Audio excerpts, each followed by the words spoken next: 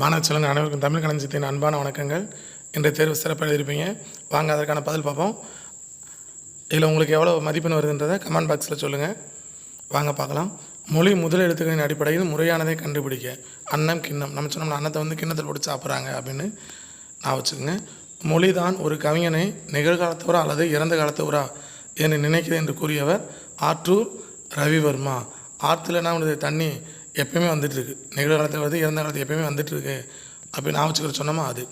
அடுத்து மொழி முதல் எழுத்துக்கள் எத்தனை? முதல் 2 சொன்னோம். அடுத்து 2 கூட்டி பின்னாடி போடுங்கன்னு சொன்னோமா 24. இதை நான் வச்சுங்க. அடுத்து தமிழின் முதல் வடிவ நாடக நூல் மனோன்மணியம். போனதோட கேட்டிருக்காங்க. முக்கியம் அந்த வினா. போது என்ற சொல் உணர்த்தும் பொருள் முட்டு. ஒப்புருவு என்பதன் பொருள் ஊருக்கு சொன்னோம்ல, ஊருக்கு ஒப்ப வேலை பார்க்குறேன், உதவு பண்ணுறேன் அப்படின்னு சொன்னோம்ல அது. கருப்பட்டி பணக்கற்கண்டு போன்றவை மதிப்பு கூட்டு பொருள். மட்டும் சரி. உங்களை அதனால தான் நான் சொன்னேன் மேலே ஆப்ஷன் சேர்த்தே படிங்கன்னு. இப்போ பார்த்தீங்கன்னா ஏன்னா சில நேரம் இதை இடத்த மாற்றி கூட கொடுக்க சான்ஸ் இருக்குது. அதை பார்த்துக்குங்க. மண்ணுக்கு வளம் சேர்ப்பன இவை அனைத்தும். பாஸ்போர்ட் என்பதன் தமிழாக்கம். சரிங்களா, இது அந்த நம்ம 1வது மொழிபெயர்ச்சியில் படிச்சுப்பீங்க. கடை வச்சுட்டு இதுவும் பாஸ்போர்ட்டும் விசாவும் அடிக்கடி கேட்பாங்க.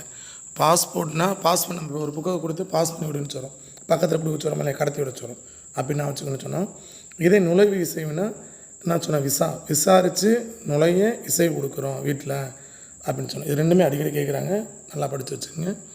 இதுக்கு பாஸ்போர்ட்டுக்குன்னு அது கடை வச்சுட்டு அதே போல் 2 மதிப்பெண் மிக சிறப்பாக இருந்துச்சு. எல்லாமே உங்களுக்கு ஈஸி தான். அதே போல் பாருங்கள், தொடர் உள்ள சொற்களை ஒழுங்குபடுத்தி 2 சொற்றராக எடுத்துக்காட்டு கொடுத்தாங்க, அதுவே அப்படியே கொடுத்துட்டாங்க. அதே போல் 4 மதிப்பெண்ணும் மிக எளிமை. சொல் பொருள் பின்வரும் நிலையினை கொடுத்துருக்காங்க. சரிங்களா, சொல்லும் பொருளும் மீண்டும் கொடுக்குறது. அடுத்து பாருங்கள், 500 பாடம் படிச்சிருவீங்க. அடுத்து பாருங்கள், சிம்மோனி தமிழ், ஆஸ்கர் தமிழ், அதே போல் இயற்கை வேளாண்மை. இதில் இப்போ முதல் பாடல் நெதம் பாடின பாட்டு, அதனால் சிறப்பாக எழுதியிருப்பீங்க. அதே போல் நன்று. தோன்றின் புகழோடு தோன்று அக்திலார், தோன்றலின் தோன்றாமை நன்று. இந்த வினா இதை கொஸ்டின் உங்களுக்கு பிடிஎஃப் டிஸ்கிரிப்ஷன் பாக்ஸில் கொடுக்குறேன். நீங்கள் அதை சேவ் பண்ணி வச்சுக்கோங்க. இதை அடுத்தடுத்து என்ன பண்ணுங்கள், இந்த இயருக்கு ஃபுல்லாகவே அப்பப்போ நீங்கள் எடுத்து பார்த்துக்கலாம். சரிண்ணா, இந்த வினா பூராமே முக்கியம். சரி, வாழ்த்துக்கள், நன்றி. அடுத்தடுத்த பரீட்சைக்கு நல்லா படிங்க. எல்லாமே அதை நேரத்தை மட்டும் வேஸ்ட் ஆகாமனா பண்ணுங்க, தொடர்ந்து படிங்க. டெய்லி இவ்வளோ நேரம் படிக்கணும் அப்படின்றத ஒரு செட் பண்ணி வச்சுங்க. அதே போல் செல்ஃபோன் இவ்வளோ நேரம் தான் நம்ம பார்க்கணுன்றத டைம் மேனேஜ்மெண்ட் ரொம்ப முக்கியம். சரிங்களா, அதை கீப்பப் பண்ணுங்கள். இப்போ இருந்தே பாருங்கள், நம்ம லெவல் தானே அப்படி நினைக்கக்கூடாது. இப்போ இருந்தே டைம் மேனேஜ்மெண்ட் பண்ணிங்கனாக்கும் கண்டிப்பாக நீங்கள் 12th போகிறப்ப நல்லா படிக்கலாம்னா. நன்றி, வாழ்த்துக்கள்.